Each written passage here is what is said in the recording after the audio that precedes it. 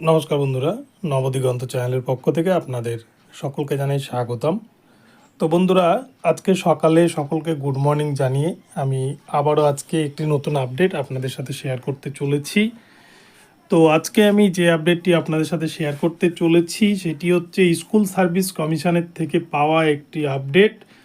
বিচারপতি দেবাংশু বসাকের যে পর্যবেক্ষণ, পুনর্মূল্যায়ন বা রিপ্যানেল করার যে পর্যবেক্ষণ, সেই পর্যবেক্ষণের ভিত্তিতে স্কুল সার্ভিস কমিশন কি জানিয়েছে, স্কুল সার্ভিস কমিশনের চেয়ারম্যান এই যে পর্যবেক্ষণ পুনর্মূল্যায়নের বিষয়ে কি জানিয়েছেন আদালতকে, এই বিষয়ে কিন্তু আপনাদের সাথে পুঙ্খানুপুঙ্খ আলোচনা করব এই ভিডিওর মাধ্যমে। তো আপনারা সম্পূর্ণ ভিডিওটি স্কিপ না করে প্রথম থেকে শেষ পর্যন্ত দেখুন। এই ভিডিওর মাধ্যমে আপনারা অনেক ইনফরমেশন পেয়ে যাবেন। তবে তার আগে বলে রাখি, যারা প্রথমবার আমার চ্যানেলে এসেছেন আপনারা কিন্তু অবশ্যই আমার চ্যানেলটিকে সাবস্ক্রাইব করে অল নোটিফিকেশান অন করে দেবেন, কেননা এই ধরনের আপডেট আপনারা কিন্তু সবার আগে সবার প্রথমে একমাত্র নবদিগন্ত চ্যানেলে পেয়ে যাবেন। তো চলুন বন্ধুরা, আমরা এবারে এই আপডেটটি বিস্তারিত প্রথম থেকে শেষ পর্যন্ত দেখে নিই।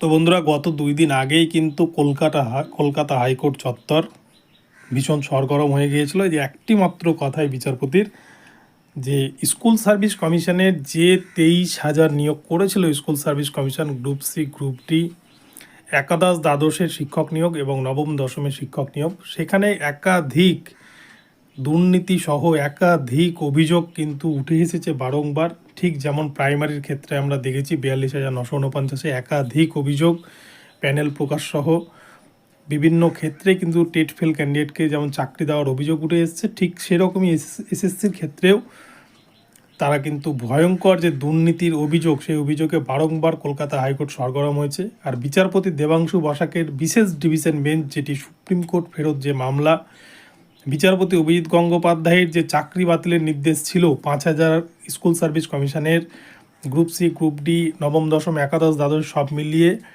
প্রায় 5,000 জনের চাকরি বাতিলের নির্দেশ দিয়েছিলেন বিচারপতি অভিজিৎ গঙ্গোপাধ্যায়, এবং সেই মামলাটি পরে চ্যালেঞ্জ করে সুপ্রিম কোর্টে যায়। সুপ্রিম কোর্ট মামলাটিকে বিশেষ ডিভিশন বেঞ্চ গঠন করে বিচারপতি দেবাংশু বসাকের বেঞ্চে মামলাটিকে পাঠিয়ে দেন, এবং বিচারপতি দেবাংশু বসাক ভয়ঙ্কর যে দুর্নীতি, সেই দুর্নীতিকে দেখে স্কুল সার্ভিস কমিশনের প্রতি বারংবার কিন্তু আক্ষেপ প্রকাশ করেছেন, এবং স্কুল সার্ভিস কমিশনকে বারংবার বিচারপতির রোষের মুখে পড়তে হয়েছে। ফলে বিচারপতি স্কুল সার্ভিস কমিশনের কি অবস্থান সেটা জানতে চেয়েছিল। স্কুল সার্ভিস কমিশন তারা নিজের মুখে তারা হলফনামাকে দিয়ে কিন্তু জানিয়েছে যে 8,611 জন ক্যান্ডিডেটকে তারা বেআইনিভাবে চাকরি দিয়েছে, এবং এছাড়াও স্কুল সার্ভিস কমিশনের নিজের মুখে স্বীকার করা যায় আরও কত ক্যান্ডিডেট যে এইভাবে চাকরি পেয়েছে সেটা স্কুল সার্ভিস কমিশনই জানে। তো যাই হোক, তো এই প্রসঙ্গে বিচারপতি দেবাংশু বসাক যে পুনর্মূল্যায়ন বা রিপ্যানেলের কথা বলেছেন, সেখানে কিন্তু স্কুল সার্ভিস কমিশনের কি চিন্তা ভাবনা সেটা জানতে চাওয়া হয়, এবং স্কুল সার্ভিস কমিশনের পক্ষ থেকে বলা হয় যে রিপ্যানেল করলে করতেই পারে, আদালত যদি বলে তাহলে আদালতের নির্দেশ তারা মানতে রাজি, কিন্তু রিপ্যানেল করার জন্য অরিজিনাল ওএমআর নিয়ে কিন্তু অনেকেই প্রশ্ন তুলছেন, যেহেতু স্কুল সার্ভিস কমিশন তারা বলছে যে তাদের কাছে কোনো অরিজিনাল ওএমআর সিট নেই, সমস্ত ওএমআর সিট তারা নষ্ট করে ফেলেছে। এই ওএমআর সিট নষ্ট করা এটা কিন্তু একটা বিশাল অপরাধ, এটা কিন্তু অপরাধমূলক একটা দৃষ্টান্ত, কেননা আমাদের সংবিধানের রুলসে আছে যে যে কোনো চাকরির পরীক্ষার ওএমআর কিন্তু 20 বছর পর্যন্ত সংরক্ষণ করে রাখা যেতে পারে প্রয়োজনে। তো সেই ক্ষেত্রে মাত্র কিছুদিনের মাথাতেই কি করে স্কুল সার্ভিস কমিশন ওএমআরকে নষ্ট করে দিতে পারে, এবং সেটা তারা সগৌরবে আদালতে জানাচ্ছে। আমরা প্রাইমারির ক্ষেত্রেও দেখেছি, প্রাইমারি পর্ষদও তাই জানিয়েছে যে কোনো রকমের ওএমআর নেই, কেননা ওএমআর থাকলেই যত ঝামেলা, বারংবার পর্ষদকে কাঠগড়ে উঠতে হবে, তাই তারা কোনো রকমের কোনো ল্যাটা রাখেনি, সমস্ত ল্যাটা চুকিয়ে দিয়েছে।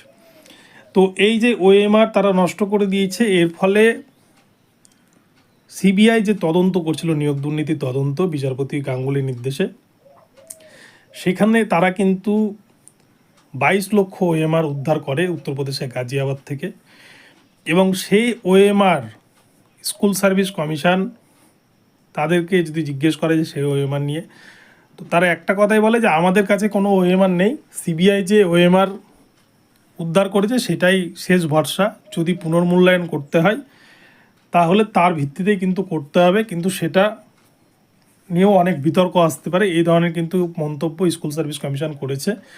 এবং এছাড়া স্কুল সার্ভিস কমিশন আরও একটি বিষয় বলেছে যে যদি পুনর্মূল্যায়ন করা হয়, তিনটি বিষয়ের ওপর বিচারপতি বলেছেন পুনর্মূল্যায়নের কথা। একটি হচ্ছে ওএমআর সিট, অর্থাৎ যে ওএমআর সিটে পরীক্ষা দিয়েছিল পরীক্ষার্থীরা, সেই ওএমআর সিট, তার প্রাপ্ত যে নম্বর এবং প্রার্থীদের একাডেমিক স্কোর এবং ইন্টারভিউ স্কোর।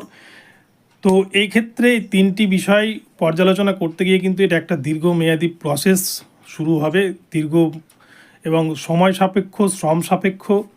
তাই বিষয়টিকে কিভাবে সলিউশন করা যেতে পারে এই ব্যাপারে কিন্তু স্কুল সার্ভিস কমিশন কোনো সদর্থক উত্তর দিতে পারেনি।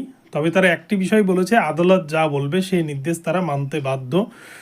তো এরকম জায়গাতে বিষয়টি আছে। তবে ওএমআর সিট নিয়ে কিন্তু সবথেকে বড় প্রশ্নটা উঠে আসছে, যেহেতু original OMR sheet school service কমিশনের কাছে নেই, সিবিআই যে ওএমআর উদ্ধার করেছে সেই ওএমআর কতটা যুক্তিযুক্ত বা কতটা অথেন্টিক, এটা নিয়ে কিন্তু একটা প্রশ্ন উঠে আসছে।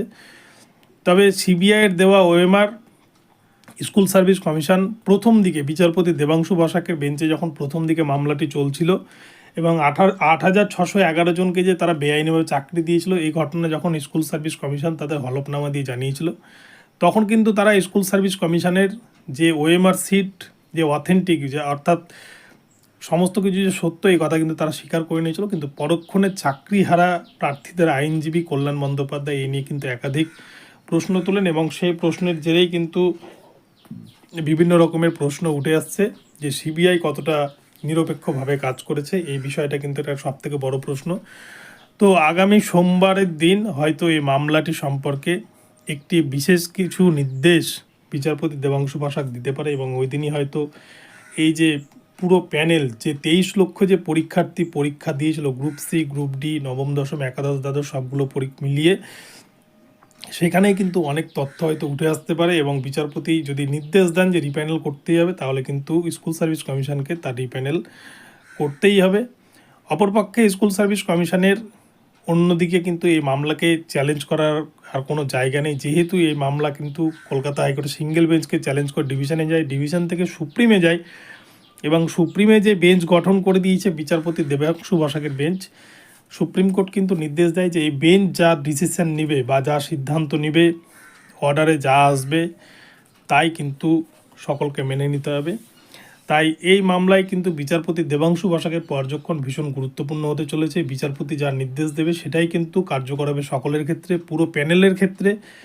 এবং 23,000 ক্যান্ডিডেট যারা অলরেডি চাকরি করছেন এখানে ইন সার্ভিস হিসেবে, তাদের কিন্তু ভবিষ্যৎ নিয়ে একটা প্রশ্ন উঠছে।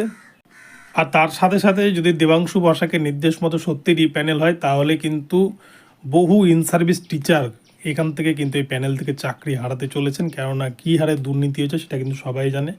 এবং যারা বর্তমানে এখনও পর্যন্ত আন্দোলন করে বেড়াচ্ছে প্রায় 1200 দিন ধরে, তারা কিন্তু অনেকেই, তাদের মধ্যে হায়ার কোয়ালিটির ছেলেমেয়ে রয়েছে, হায়ার একাডেমিক ছেলেমেয়ে রয়েছে।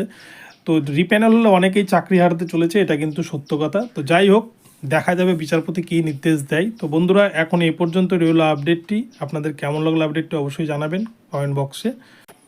আর ভিডিওটি ভালো লাগলে আমার চ্যানেলটিকে সাবস্ক্রাইব করে দেবেন আর ভিডিওতে লাইক শেয়ার কমেন্ট করতে ভুলবেন না। পরবর্তীতে নতুন আপডেট নিয়ে আসছি। সকলে ভালো থাকবেন। ধন্যবাদ।